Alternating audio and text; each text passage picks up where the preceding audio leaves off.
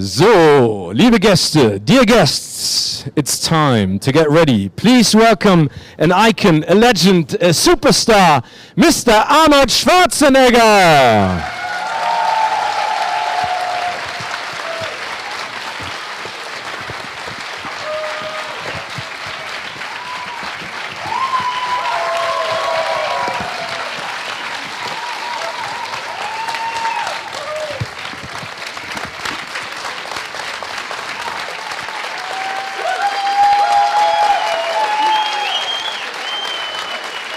Okay. Thank you. Wow, standing ovations before the interview has started. Obviously, all bodybuilding champions. Mr. Schwarzenegger, welcome First to of all, Zurich. let me just say, it's really nice to be in Zurich. I just came from Spain, where we had the Arnold Classic World Bodybuilding Championships and the International Sports and Fitness Festival, because I'm still on my 45-year fitness crusade to make everyone in the world healthy and fit. And then I went from there to Prague, where we're shooting a commercial right now for a video game. And then I visited just now on the way over here an old friend of mine who is 93 and was a mentor of mine in Graz in Austria. And now it's great to be here in Zurich, which is a town that I love. I love Switzerland. I've come here, of course, many times, having lived right next door in Austria for 19 years. And so it's nice to be back again. And the last time I was here, I said, I'll be back. So I'm back.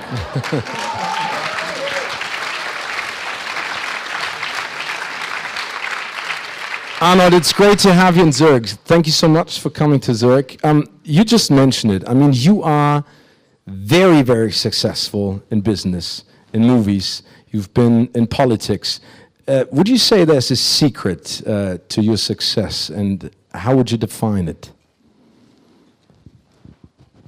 Well, I would say that, there's obviously a lot of things that are very important in order to be successful, especially in our business, in the movie business. I think the most important thing is that you have to have a very clear vision that you want to be an actor, you want to be in the movies, that you have to feel very passionate about it. And you also have to have the ability to ignore the naysayers.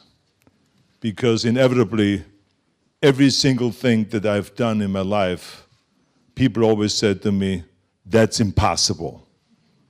So I don't know if I just set very high goals or what it was, but when I wanted to be a bodybuilding champion, and I was 15 years old in Austria, they said, you're crazy. I mean, you can be a bicycle champion or a soccer champion or a ski champion, but not a bodybuilding champion. That's an American sport. You're crazy. And when I said I want to go to America, they thought that was crazy, and it would never happen. I don't have the money and all those things. And then when I wanted to get into motion pictures, into movies, and be a leading man, they also said that I'm crazy. It would never happen. They said, you have an accent, and no one in America ever made it with an accent. People want to hear actors talk like John Wayne or like Clint Eastwood, but not like with a German accent. Maybe you can get you some parts as a Nazi officer or something like that, but definitely not to be, a leading man. And of course, your body is overdeveloped. I mean, you weigh 250 pounds. I mean, now this is the 70s. I mean, this is the age of Al Pacino. He weighs 150 pounds. He's a little guy. Dustin Hoffman, he's a big superstar. He's a little guy. Or Woody Allen, he's another sex symbol of the 70s. So he's a little guy. So he says, you, look at this, you look like a monster. It's impossible. So everything was always impossible. And then you can imagine what happened when I ran for governor. They thought, are you out of your mind? I mean, you're an actor. You cannot get into politics. That's impossible. But I always believed of what Mandela said. He always said, everything seems to be impossible until someone does it. And so I felt like, well, I can be the one that does new groundbreaking things and do the impossible and make it possible. And so that's exactly what I've done all my life. Whenever people said it's impossible, I made it possible and I've proven that it can be possible. And so I think that's another very important thing, is in order to make it is you have to just ignore the naysayers. And then also you have to be able to work your ass off. I mean, you got to go in there and work, work, work. There's no shortcut to work. And so I worked always very hard. If it's in bodybuilding, 5-6 hours of training a day. Even when I then went into movies, to work on your English and on your acting and your accent removal, speech and voice and all of those kind of things. I spent hours and hours every day, even though I was still working out and training for bodybuilding competitions. But I went at night a lot of times to acting classes from 8 o'clock to 12 midnight. And so it was always a lot of work was involved. So those are the kind of principles that I have always had, and it really got me to where I am today. And I always was always very positive. I always had a great time. I'm very fortunate that everything I've ever done in my life, and I have made a lot of money doing it, but I would have done it for no money on the end, because everything that I've done, it was very passionate and I loved doing it. It would have been also my hobby at the same time. I loved working out and competing in bodybuilding. I love doing movies, being on a set and acting out different characters and being involved, if it's action movies or if it's comedies or if it's something more serious, a character, a role. And I loved, politics, to be a public servant and to serve 38 million people in California and to get their trust and to vote for you, not only once but twice, to get reelected again with a huge majority. I mean, these were really, really great moments, and I loved every minute of it, even though it was hard work. So I always enjoy everything that I do, and just as much as like sitting here today in front of you. I don't look at this as a job. It's not like an effort that I have to make. I really was looking forward to coming over here from Prague and to have this discussion with all of you. That brings me to a topic, because you brought a movie to the Zurich Film Festival called Maggie. And we know that you do not need to prove anything to anyone nowadays. But this movie is very special because it shows a complete different side of you as an actor. Why did you say yes to this project, and why is it important to you?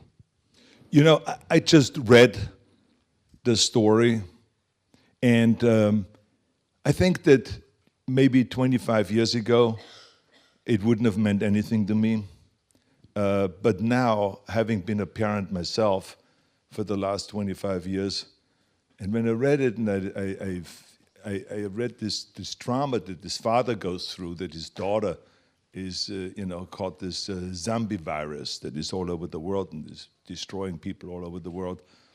And it is this slow death, and it's inevitable. No one can save a human being that gets caught with that virus. And, I was myself so sad when I read it, because I started visualizing my daughter having it, or one of my children having that illness, and what this must be like for a father to go through, or for a parent to go through. That it really had such an effect on me that even though, my agent said, look, they have no money. It's a budget $6 million, which is less than Terminator 1, may I remind you, because there was $6.5 million in 1984. Because it was very small budget on Terminator. But this one now, we're talking about now 30 years later, is $6 million. So as you can see, this is a very, very low budget movie. But I said it's irrelevant. It's not about the money. Even if they don't pay me anything, I would like to play this character. It's very interesting movie, great story. And the director, Henry Hobson, was an interesting, very visual kind of a director. And so I wanted to do the movie, and I was very happy that I did. It was not so much of proving anything. It was more like there was a part of me in there that has never been able to act that out in front of a camera, as much as there was never a time where I had the chance to really be funny in front of the camera until we did Twins, to do a comedy. So it was not to prove that I can do a comedy, but it's just, I said to myself, I have a funny side in me, and I want to be able to show that on the screen, because when you get typecast, which is what happens in movies, you get typecast. And we all then get kind of put in a slot. And so people started seeing, studio executives started seeing that they make a lot of money with me with action movies. So they said, why would we switch over to a comedy? when we make hundreds of millions of dollars with every movie that this guy does with action movies. So it was impossible to go and switch over to comedy until I met Ivan Reitman, the director who did Ghostbusters, who gave me then the chance. And again, I said, I take no money. I take a big back end, but no money. And so that's exactly what we did, and we ended up making more money than in any other movie I've ever made, because of Twins, because of the big back end that we had, and big ownership. So, a lot of times you have to kind of really try hard to break through those things. People just don't like to see normally, Arnold do anything else but an action movie, or Clint Eastwood, as far as they go. So John Wayne, you would not see John Wayne in an Woody Allen movie, to play that kind of a character. Or Charles Bronson to be in a love story. So that's not what has happened. People just put you in a certain category, and that's what they let you play. Getting back to Maggie, because has anyone seen Maggie yet? A couple of people. Okay, cool. Because there's a scene where you start crying, and I mean, a lot of critics were completely blown away because they never expected you to be able to do that in a way in that movie, and it was brilliant. Was that really difficult for you, or was it something, as you've been saying it, that just came out because it was there all the time, but it never had the chance to come out? I almost felt like crying when I read the script, to be honest with you. I mean, it was so sad and so powerful the way it was written.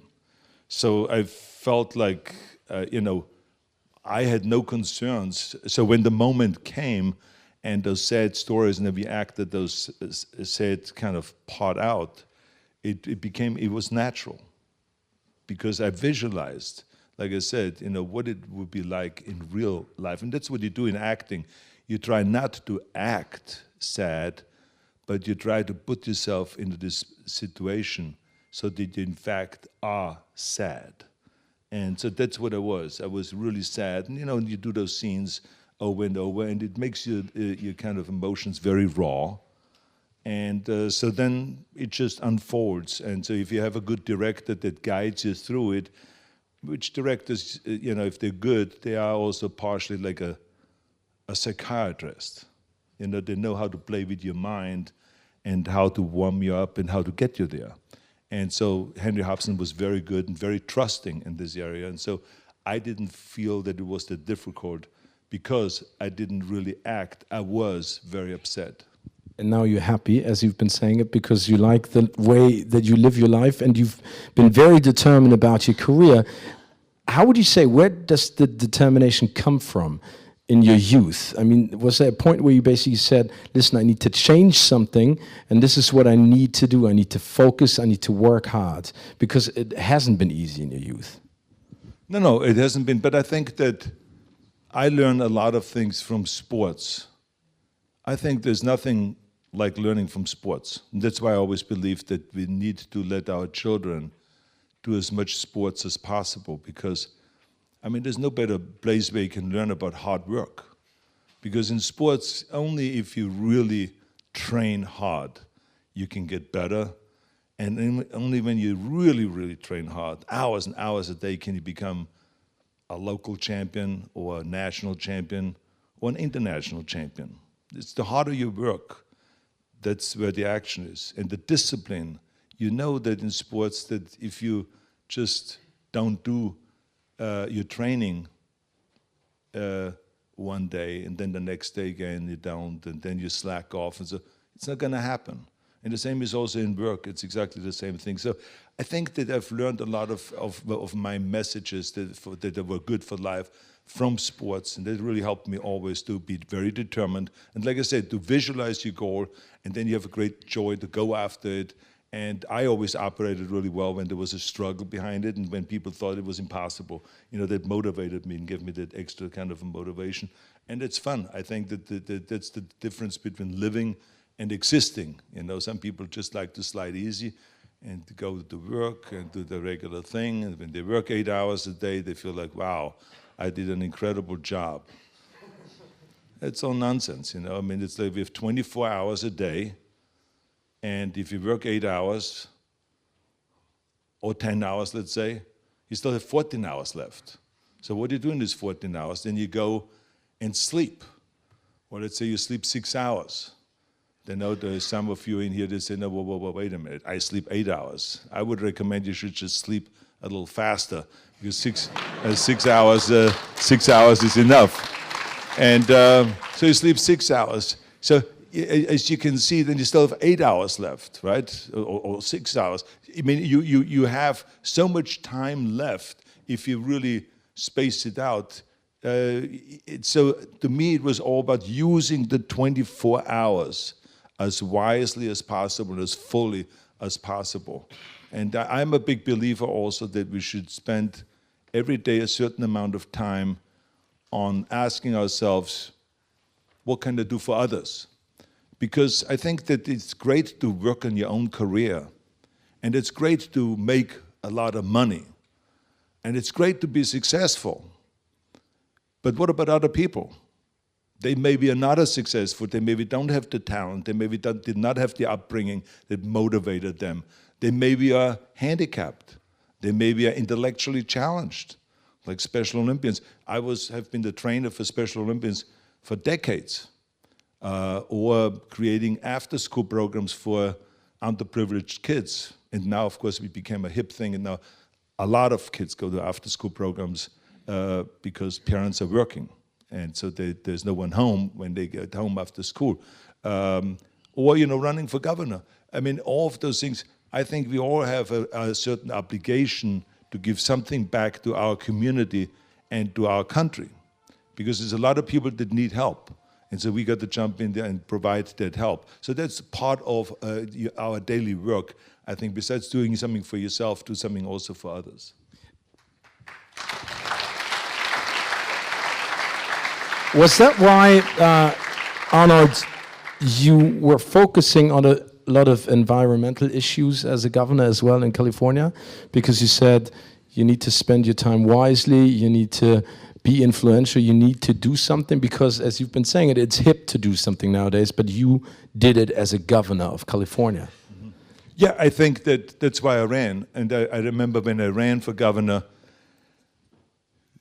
people came up to me and they said, have you ever thought about that you're going to miss out on making $20 or $40 million a year?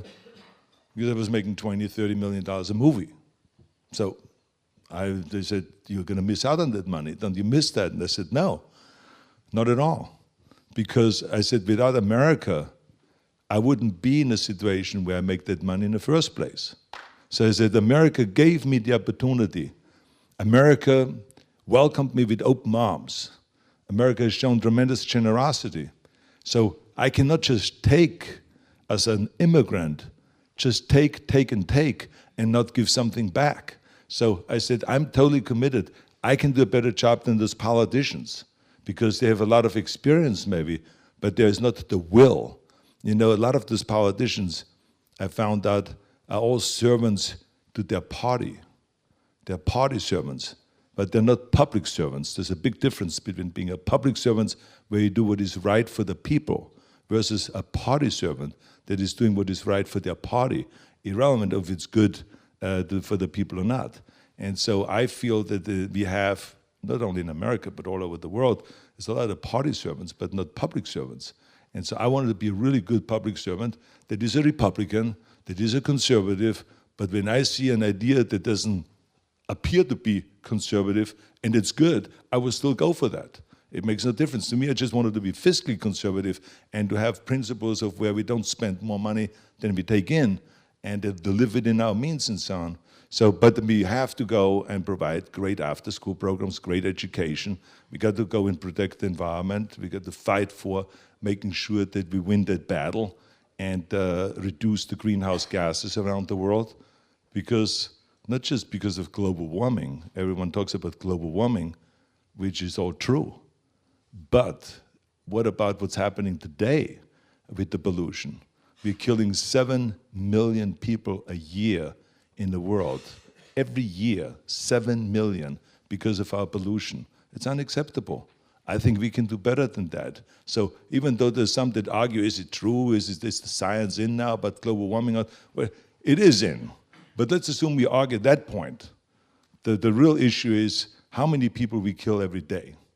And it's much more than through wars, much more than through traffic accidents, through homicides, suicides. All of those numbers together don't even come close to the 7 million that we kill with pollution. Greenhouse gases, particulate matter, all of those things that are in the air is horrible for our health, for our lungs, for our heart. And it causes cancer, it causes unbelievable illnesses, and it kills people prematurely. Thinking about what you just said about politicians nowadays, what do you think of the presidential race at the moment in the US? Well, it's a circus. It's a circus.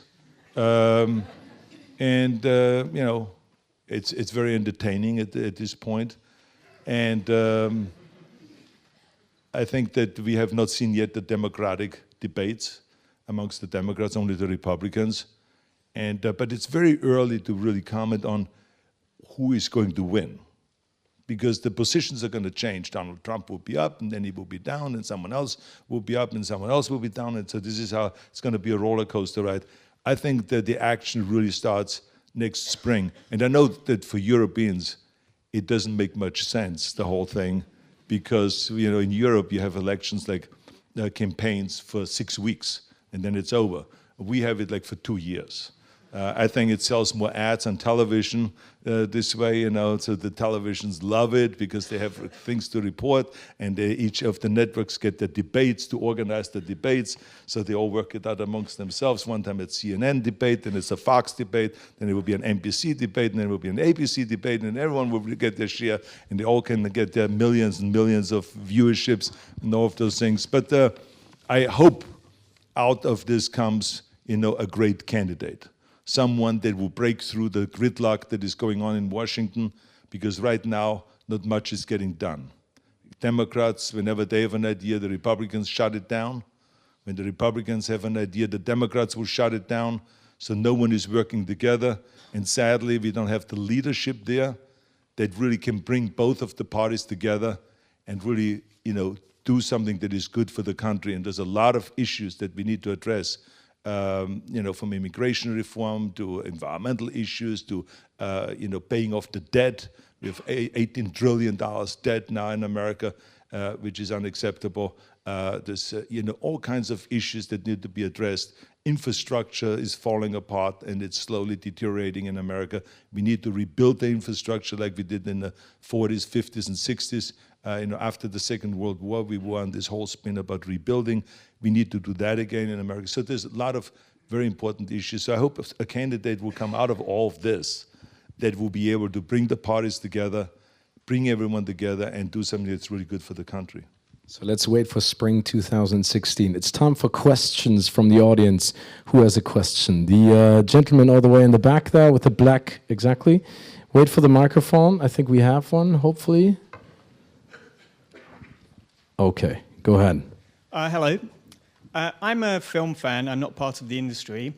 And I wondered if you, as part of the industry, can still enjoy films like an outsider, or you just look at them from a commercial point of view.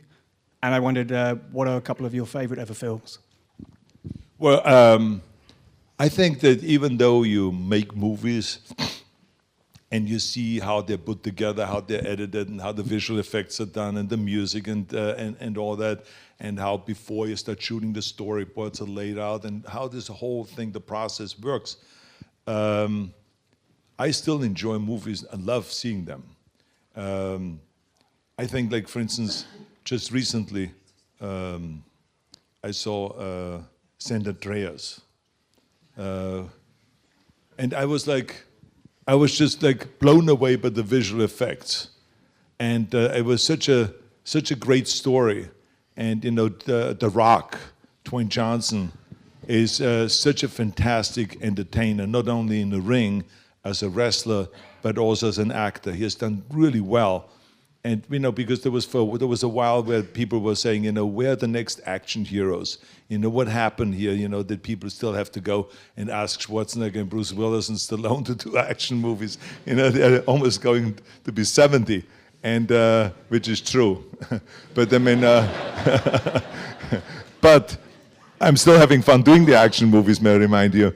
But, where's the next generation? Well, The Rock is the next generation. I think he's a fantastic action hero. And I really enjoyed him in this movie, St. Andreas, because it was just really a very well made and a very entertaining movie. So I enjoy things, or, when I think about Taken with Liam Neeson.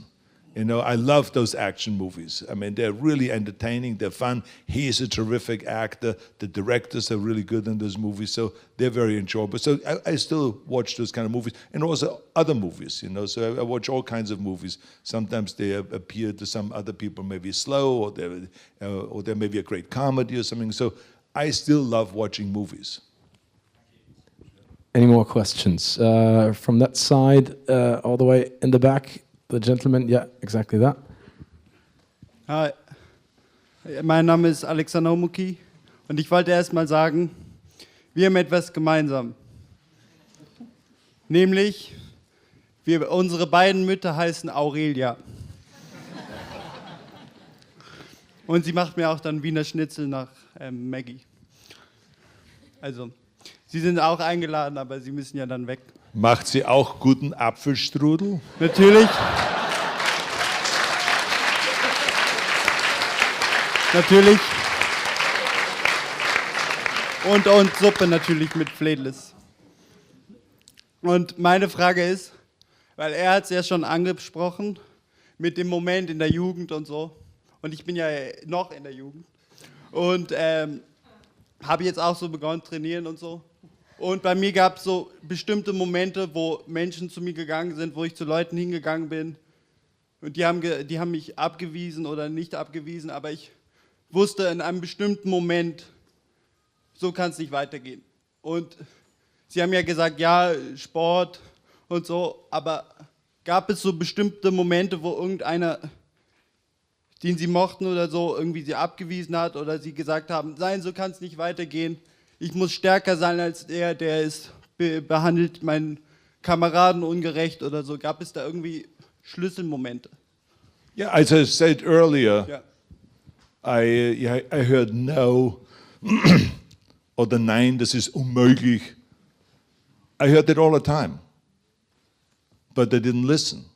So that's why I say one of the rules to success is not to listen to the naysayers. Because, you will see people that are not really used to unusual performances, that they would not buy in. They would say it's impossible. But it doesn't mean that they treat you badly. I didn't feel like someone treated me badly. They just didn't believe in me.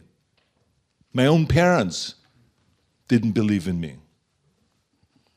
I mean, my mother was concerned all the time that I was crazy or something else.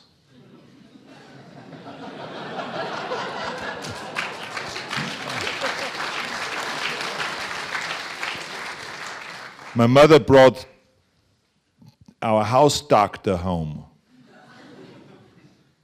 because she was concerned that above my bed on the wall there were pictures of naked men.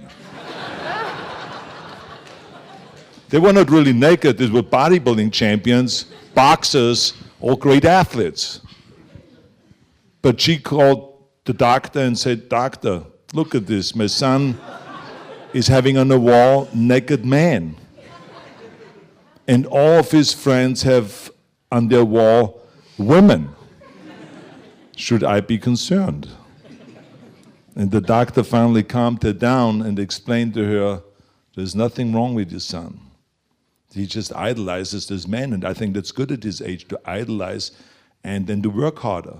So don't worry about it." And then my mother finally was kind of relieved that I was not turning in a strange direction according to her views. And so those things happen all the time. My father said to me, he says, "Why are you training your muscles? Go out and chop wood, do something for people, be useful.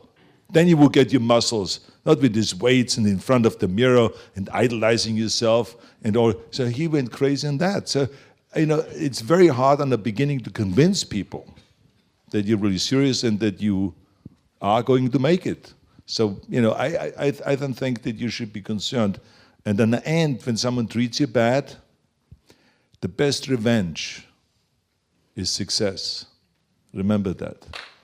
That's it. There was a question over there from the, in the last row, the blonde-haired lady. The blonde-haired lady over there, yeah, exactly you. Microphone's coming. Hello. Birgit Heitzig, Germany, Green Film Shooting Magazine. So, Mr. Schwarzenegger, you are going to attend the climate change conference in Paris, as I understand, and I would like to know what is your message there. Thank you. The conference in Paris? Yeah, you're invited. Well, I think that my message is, as I said earlier, that the nations have to come together for the greater good of the world in order to reduce and to make a commitment to reduce greenhouse gases. Because we can see already the effects it has, and also the health aspect that I talked about. So my idea of really moving forward with it and be more successful is by including subnational governments, because they are all dealing with national governments, to come to a deal as national governments so that all of the countries come to an agreement and to agree to reduce the greenhouse gases. But they should not forget subnational governments, because remember, when I was governor of California, we had enacted and we had really enforced the toughest environmental laws in the United States, but no help from Washington. As a matter of fact, Washington fought us on every step of the way. Washington even said that we cannot regulate our own air in California because greenhouse gases is not a pollutant. And we had to take Washington, the federal government, to court and fight in court. And we won the first court battle. Then it went to a higher court. We won that battle, went to a higher court, all the way up to the Supreme Court of the United States. And finally, the Supreme Court of the United States also said, yes, greenhouse gases are pollutant, and California has the right to regulate its own air and its own pollution. So I said to myself, can you imagine it has to go to the Supreme Court for those idiots in Washington to recognize that greenhouse gases is a pollutant? I could have tied them to an exhaust pipe, each one of them with their mouth strapped to the exhaust pipe, turn on the engine for 10 minutes. I guarantee you they would have agreed right away that it isn't a pollutant. So, so we in California have, independently of Washington, independently of the federal government, we have moved forward and have made great progress, where we made a commitment to roll back the greenhouse gases by 25% by the year 2020, and an additional 85% by the year 2050. And we also have renewable energy now, 35% by the year 2020. We will have close to 50% of renewable energy. And we did this all by ourselves as a subnational government, as the state of California. So what I'm saying is they should also simultaneously, as they're trying to get all the national governments together, to get the subnational governments together, because most of the action, 70% of the reduction of greenhouse gases, will come from subnational governments and not from national. So this is why I think it's very important to add that, and they are. So we have had a great relationship. I've had a great relationship with the French, President Holland, who has been a real great leader in that area, and he may be successful. So I try to do everything I can so that he and the international community is successful. So I will be there with the R20, with our environmental organization that deals with subnational governments, and I will be trying to rally everyone up to go and make a deal and to make a commitment to reducing greenhouse gases. So, because we have the responsibility to make this a better world and to, hand this world over in better shape than the way we inherited it. Okay, a question from the lady, and then right next we can... Yeah, right there with the glasses. Yeah, Arnold, I have a question for you concerning, you said it before, making movies as an actor is one thing, but what about writing movies or directing them? You had like 2 directional credits on the Internet Movie Database. Would you direct again and maybe write also the script, because you have a lot of experience as a governor, as a bodybuilder, so in different fields and different careers, so to put all together and they make a movie about all these experiences? You may see me again as a director, yes. I did enjoy directing. But I have absolutely no patience for writing. You know, when I look at the writers and they sit there on their desk, on their computer, and they write, and they write, and they write, and I just shake my head and I say, I don't know how you guys do it. And you know, I have written 7 books, and each one of those books, I have most of it dictated and worked with the co-writer. Because there's people that are really trained in that and that are really good writers. I'm not one of them. I can tell a good story, I can tell you everything that I know, and I can sit down and make notes and write notes and write my thoughts down, and this is what I've done always with all the books. But in the end, it was always someone else that really helped me with the writing. And so you won't see a Schwarzenegger script, I can guarantee you, even if I live to 150 years of age, it won't happen, okay? Thank you. The gentleman with the hat right there. Oh, okay, du hast schon das Mikrofon. Gut. Hi. Geklaut. Hello. Yeah. Hi. I'm from Geneva, here in Switzerland, and I always wanted to be in movies and make movies. And exactly like you said, everybody told me you're crazy. It's impossible because nobody actually ever did it. And that's not true. One person did it, that's you. But it's one coming from a small country in Europe. And so you started with sports. I did not. But instead I made a short film that went to film festivals. I did a campaign for Kickstarter that made $1 million. I met with Oscar-winning producers who were interested in my projects. And just like you said, I was on my computer and I wrote and I wrote and I wrote a lot of screenplays. One of them is attracted some attention, but it all depends on who I cast. And I did write the part for you. It is true. I actually adapted it because when I wrote it, you were not doing movies. And it was a smaller part, and now it's different. And I think it fits you very well, but it's unlike anything you've done before. And the only way you can actually read it is if I give it to you personally. So I'm very sorry to put you on the spot, but I'd like to know if... please give it to you. Well, you can give it to me. Yes, my assistant is right here, Daniel. Can you take it? No, right here. Okay. Thank you. Thank you very so much. First of all, let me just say to you that congratulations that you have made that step and have done a short movie. Congratulations on writing script after script and come up with stories. And again, I have to say to you, don't ever be shy in asking anyone to be in your movie. Because there's so many directors that I've met in the past that said, well, I didn't want to get in touch with your agency because I didn't want to be shut down. And I said to myself, they would never give my message to you and all this. Don't believe in that. I mean, there was a young kid that came over to the United States. He's, I think, from Sweden, right, Ketchel? The guy that did Kung Fury. Yeah, Kung Fury. Have you ever heard of that? Yeah, Kung Fury, yeah. So anyway, I see this on the internet, and he then showed me also a DVD.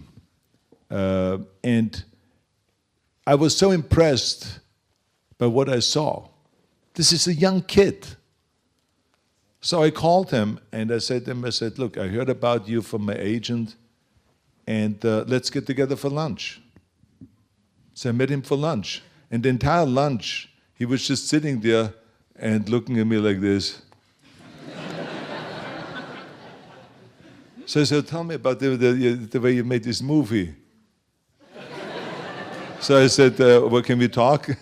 So anyway, he just finally shook his head and said to me, I can't believe that I'm sitting here with you. And I said, well, I want to congratulate you because I said, you at least had the balls to go out and just say, even though you're a young kid and you just have done this 30-minute kind of little short thing, this was this crazy, Kung Fury. I mean, totally crazy idea, but it looked great. And now Spielberg is going to produce his movie. He's going to make it into a big motion picture, that idea of King Fury. And he asked me if I want to be in the film. And I said to him, yes.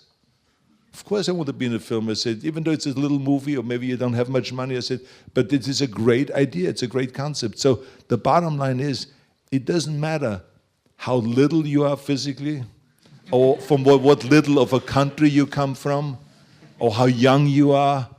Absolutely none of this matters. Because in the end, the only thing that matters is talent. If you have talent, and you know, of course, in order for people to discover it, you got to do it over and over and show them and push and get it out there and have it introduced in film festivals. But you will do it. You know, in the end, talent will always penetrate through, and people will eventually see it. So just keep going, keep going. You are a winner. Keep going, okay? Good. Arnold, let's talk about your future movies. There are a couple of projects sort of on the horizon. Tell us about Conan, about Triplets, and I read The Toxic Avenger, maybe. Well, there's a lot of projects. Another one that we are talking about that most likely is the next film I will do, which is a small independent film, because I just, I've done Terminator, which was a big film. But it's 478. It's a movie about the airplane crash, with the two planes crashing over the Bodensee, which was many years ago. And it's based on that true story, but the movie is not exactly the way that story unfolded. But it's a fantastic story and a very dramatic piece. And then, of course, like you said, Conan is another one of those things that is being developed right now and fine-tuned, and it could happen, that we shoot it next year. And Triplets is something that I have wanted to do, a sequel to Twins, with Eddie Murphy and with Danny DeVito, where Eddie Murphy is kind of the third brother that comes out of nowhere, so it's again, there's a script that has been written and that is now being fine-tuned, but Eddie Murphy loves the idea. We've gotten together several times with him and with Danny, and we all love the idea. So it's just really a matter of getting the script right, so that it is on the same level as the first movie was, because that's the key thing, not to just live off a name of a movie, but to really do a great job with that and to make it funny. So when people see the poster alone, like in the first one, they'll start laughing about it. And then when they see the movie, they really come out and say, wow, this was one of the funniest things we have ever seen. So that's the important thing, and that's why I think fine-tuning it is really the most important thing. Arnold, thank you so much for coming to Zurich. Unfortunately, we ran out of time. It's been a pleasure to have you. Ladies and gentlemen, the great Arnold Schwarzenegger.